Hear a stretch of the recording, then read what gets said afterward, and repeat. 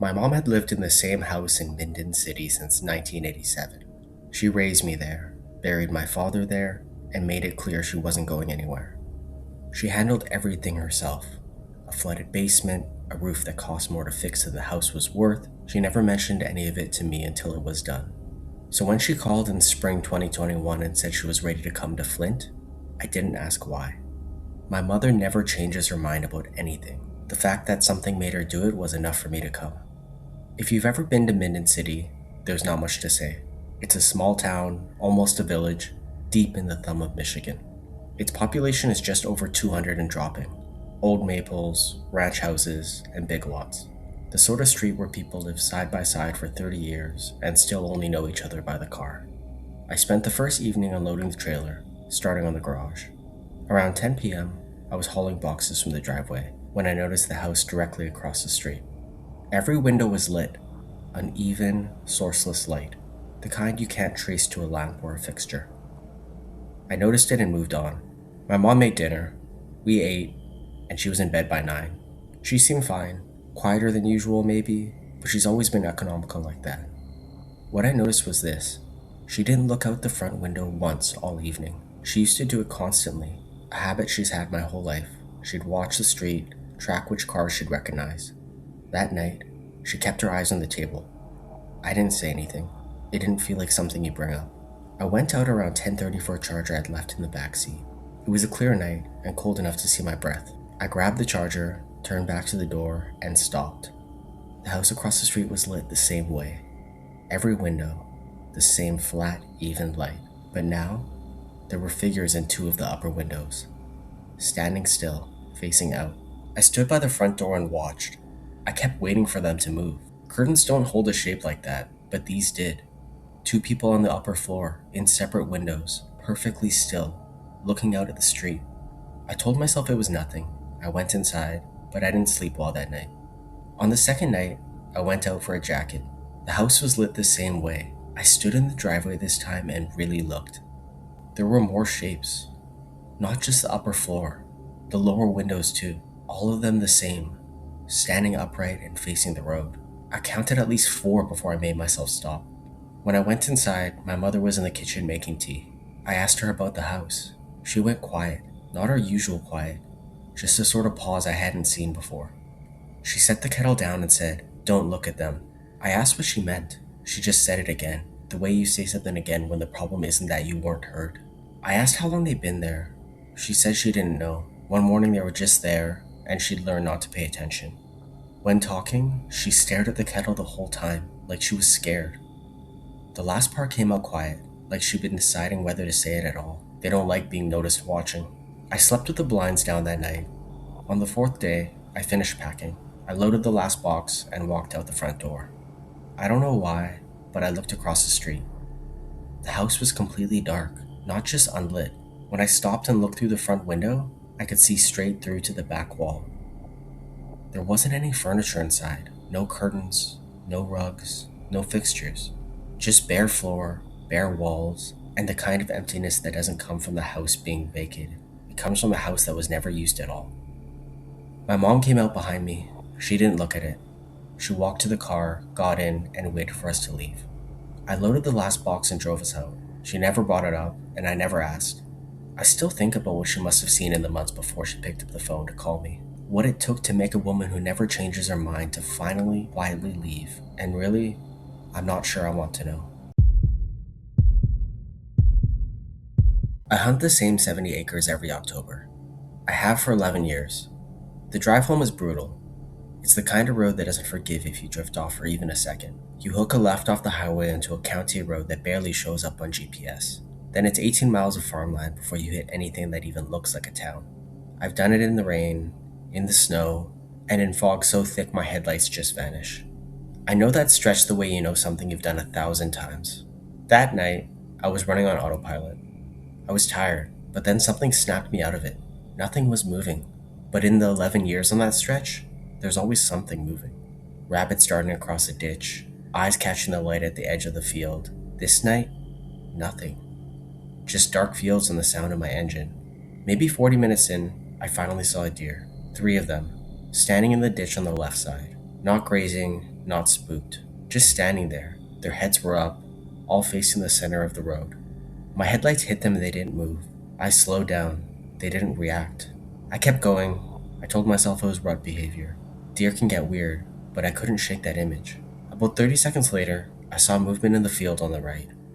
My first thought was more deer, but the shapes were wrong. They were too tall and too upright, and there were too many of them. 8 of them, maybe more, standing about 40 yards off the shoulder. Not in a line, not in a circle, just a sort of loose gathering in the dark. They were wearing long coats with wide brim hats.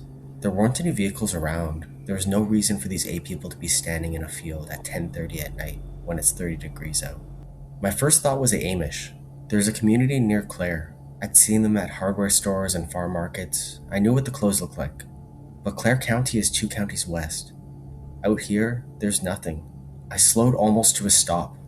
None of them moved. All of them were facing the road, upright, still, and watching. I got this feeling I can only describe as wrongness. It wasn't terror exactly. None of them turned toward the sound of the engine. I drove past them. After that, I checked the mirror. They all were turning, slowly, in unison, rotating towards the direction my truck had gone. So I sped up, still trying to keep a lid on the feeling, still trying to find reasons, telling myself I was almost at the bend. But I kept my foot on the gas, eyes on the road, just wanted to be out of the situation. That's when I saw the figure standing in the center of my lane about 200 yards before the curve. They were wearing the same coat and the same hat, facing me head on. I slammed my brakes hard. The truck shuddered and stopped maybe 15 feet from them. I sat there with the engine running and the high beams on, looking for anything that made sense. A broken down car, a loose horse, anything. But there was nothing, just one person in the middle of the country road at 10:30 at night. I could see their face. There was this expression. I can't really name it. It wasn't surprise, it wasn't embarrassment, it wasn't fear or anger. Just a face looking at me with something in it I couldn't read. I laid on my horn. They turned and walked to the shoulder, not quickly, not startled, just a steady, unhurried pace. They stepped off the pavement, stood at the edge, and watched me from there. I drove. I kept it about 60 until I was back on the highway. The next day, I looked up the Amish and Mennonite settlements. I was right. The nearest community was in Clare County. I searched for any reason, any event, a gathering. I found nothing. I've driven that road twice since, both times in daylight. I wouldn't dare go back at night, and maybe that's for the best. I do title work for a property law firm in Traverse City. It sounds more complicated than it really is. Mostly, I drive to small towns, take photos, confirm the property matches the record, and file the report. I stay wherever's cheap, eat whatever's open, and then drive home. The work suits me because most of it's quiet. This referral came in October 2022. A client was settling an estate on a piece of land with 2 structures. I drove up the night before and was at the property by 8 in the morning. It was a county road outside of a small community called Pelkey. If you've been up there, you know the landscape. Second growth timber, old farms going back to brush. The kind of road where the silence feels thick. Maybe 200 people live in that stretch of the county. It could be fewer now. The main structure was straightforward. I photographed the foundation, roof line, well housing, and outbuildings. Everything matched the record. I was done in 40 minutes. On my drive home, I noticed something. The house next door had its basement windows bricked over. I noticed this because it was unusual. My job taught me to catch things like this. I looked at the next house over. It had the same thing. I drove slowly down the road. 7 houses on that stretch. Every house had a visible foundation exposure. The brick was the same reddish brown, the same finished joints, like it had been done all by the same crew in the same week. A woman was on her porch 2 properties down. I stopped and asked her about it. I told her I'd noticed the brickwork and was curious if there was any flooding or drainage problems in the county. She said the county recommended it, and her eyes drifted away before she finished the sentence. That was all. She wasn't unfriendly, but she was quick, like it was an answer she'd given before. I thanked her and left. When I got back, I opened the county permit database. I do this as a routine for title work. I entered the address for the first house. There was a permit issued, structural modification, window fill. The contractor was listed, inspector signed it off. Next address. It had the same date, with the same contractor, same inspector. All 7 permits were filed on October 14, 2019, all within 48 hours. I looked up the contractor. They didn't have a state license, no Michigan business registration, no dissolved LLC. Just a name on 7 official county permits and no paper trail. The inspector retired the following month, November 2019. I filed my report and went home, but I kept going back to the records. I ran the address through a public missing persons index. Sometimes, in title disputes, you have to find family members who can't be located. That data is public. It takes time, but it's not complicated. 3 of the 7 houses had residents who filed reports in the 12 months after 2019. Not missing themselves, reporting people who lived with them. In 2 cases, an adult sibling. In 1, a spouse. All cases were closed within 60 days. They all had the same reason: subject located. There wasn't any follow-up documentation. No welfare check forms. In standard procedure, this generates a welfare confirmation filing. These had nothing, just a status change and a date. I don't know what was in those basements. I don't know why a contractor with no license bricked 7 houses in the same week, or why the inspector who signed off on all of it left the county the next month. I don't know what the families on that road reported, or what they were told when the cases were closed. I only know the work was done in October. I know permits were filed, and I know the inspector left. I know that for 3 families on that road, someone disappeared, and according to the county, came back.